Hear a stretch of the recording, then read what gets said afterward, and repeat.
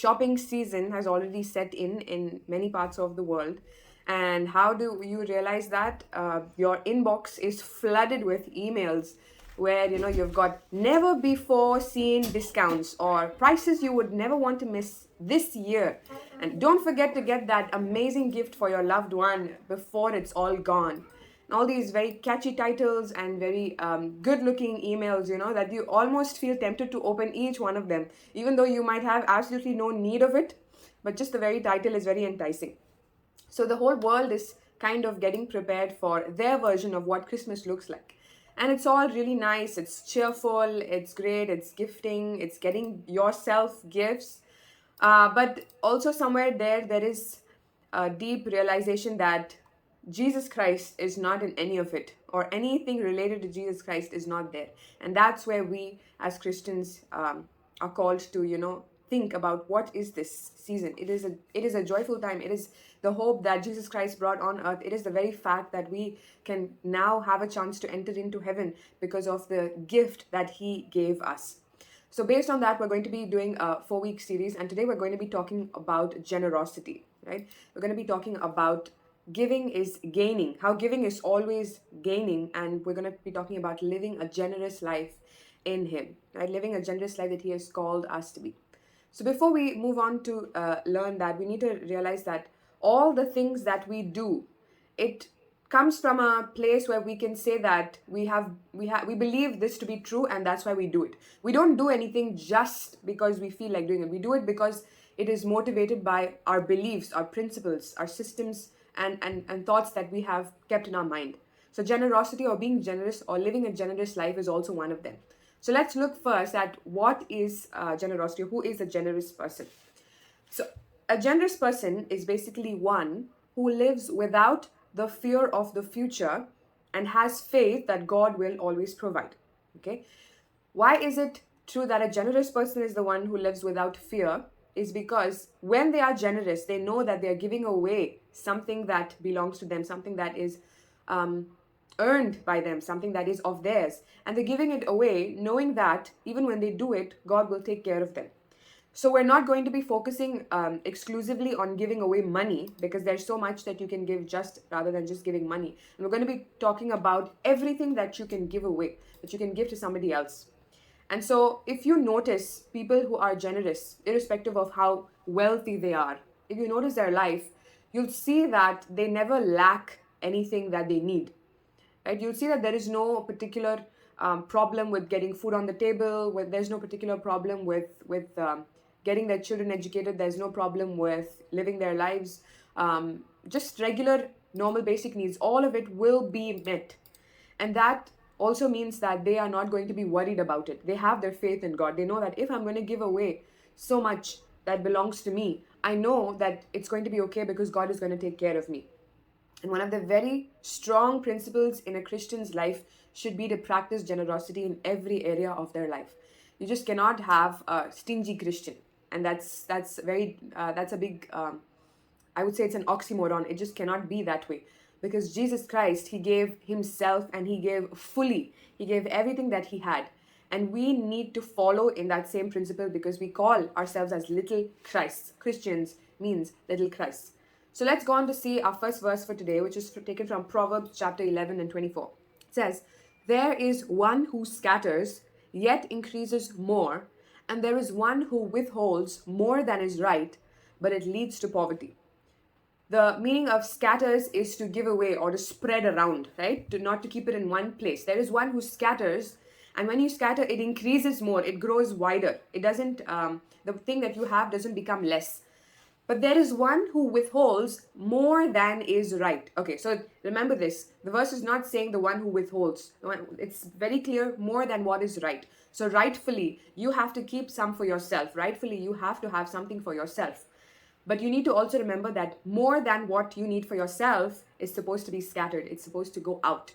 And it says that if there is somebody who withholds more than what is right, it leads to poverty.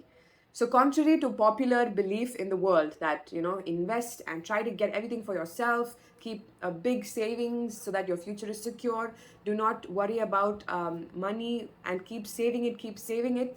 Contrary to that belief, the verse teaches that if you scatter your resources, if you scatter your time, if you scatter your energy, it increases more. And for us to understand this better, we will look at an analogy of two water bodies, okay?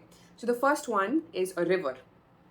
We all have a lot of rivers in our home countries. We don't see many here. But if you see a river, it flows at a super high speed. There are excellent freshwater fish found in the river, and the river is steaming with life. There's so much of life in it. And the river gives life to wherever it flows. So in some places it's used for irrigation, in some places it's used for generating electricity, in some places it's used for common things like washing, bathing, or just having a swim. So basically the river mindset is one where you flow, right? And you give life everywhere you flow. So everywhere you are, your social groups, your workplace, in the house, the church, wherever you meet with people, you are having a river mindset where you flow, you bring life to that situation because you're letting your resources flow. The river never stops at one place. It just, wherever it gets a place, it just keeps cutting through. And we have the opposite of this as well, which is a swamp. Some of you might refer to it as a bog or a marshy area. And what is a swamp? A swamp is a place where it is deep down in the ground where there is no place for the water to flow out. And so the water just keeps getting accumulating with no place to flow. And it then becomes a breeding ground for deadly animals, for dangerous insects. And it's also very difficult and hard to walk through this place because the mud there is soggy and wet. And it's always or most often classified as a place where humans should not just go on their own because it could be dangerous to your life. And a swamp mindset or a swamp attitude says that, no, this is mine, I need to keep it for myself. This belongs to me, I am entitled to it, so I'm going to keep it all for myself. And I'm going to not let it flow out. I'm not going to give it out. So there is a big contrast between the river and the swamp mindset that we have, right? And you by now would have figured out which one is the right mindset to go with. When we become rivers of life in other people's life, then we know for sure that we are contributing to them. And that's why time and again, we see that expression of rivers of life in the Bible as well. And what are we giving here? So we are giving out our time, we're giving out our money, we're giving our energy, we're giving our talents, and we're giving our resources, right? So anything and everything that we can possibly give out, we are giving it. And that is what we need to think of when we are thinking about giving somebody something. Because usually what happens is we talk a lot about only money, but we forget that there is also things that we can give which are not related to money and which will also have a deep impact on people's lives. So one of the stories that I was reading in the recent days talked about how this little girl would go to a old age home or a nursing home, as we call it. It's a place where, the people who don't have others to care for them, the old people, they go and stay there. And a lot of times what happens is that, people don't want to take the burden of having an old person because, they just think that they're a burden on their finances, the burden on their time, their energy. And so unfortunately, parents who have children who are alive also get pushed into nursing homes. So this one story of a little girl, and she just loved spending time with old people, playing games with them. So she keeps going to this nursing home every week, day in and day out. She keeps visiting them whenever possible, and she's made a lot of friends in this old age home, and obviously that's all that she can give. And unbeknown to her was that after a little while, one or two of them passed away. And then the owner of the nursing home calls her in and says that we have a news for you. The news is that, two of these people have passed away. But we also have another news for you. And that is they have decided to give a portion of the wealth that they have had to you in return. Because they love you so much, and even though you are so unrelated to them, yet they have decided to give it to you as a gift or a reward for all the time that you have spent. So while we might not have, examples like this in our life where, all of a sudden fortune accumulates, but we know that there is somebody else who is keeping a record of all our good deeds. And God never lets anything go unnoticed. So even the smallest act of kindness, the Bible says that even the smallest act of kindness done to any person is being recorded in heaven. So why is generosity so important? The first one is that we live an abundant life. So when we are generous, we live a life that is filled with abundance. And I'll give you a verse to support that in just a moment. The next reason why generosity is so important is that we live a satisfied life. our life is very much content and satisfied because we know that we have all that we need, and we know that we don't have to worry about the future, and that makes us to live in peace. A while ago, I also read in the news that there was a politician, an Indian politician, a lady, and I think she was given the department of building roads and building, colleges and different types of public institutions.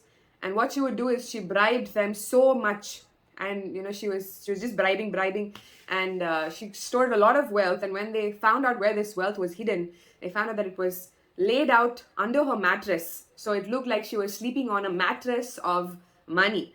And we were just having a conversation in our house, about how she could have just slept on a mattress of money. And we were saying that she would have just been thinking about it all the time and just so worried and so distraught at what if somebody comes and steals it away, and what if somebody comes and takes it all away. And of course, the authorities found it and took it all away. But sometimes the satisfaction that we get from living just a simple, content life is much more than when we have too much of what we need.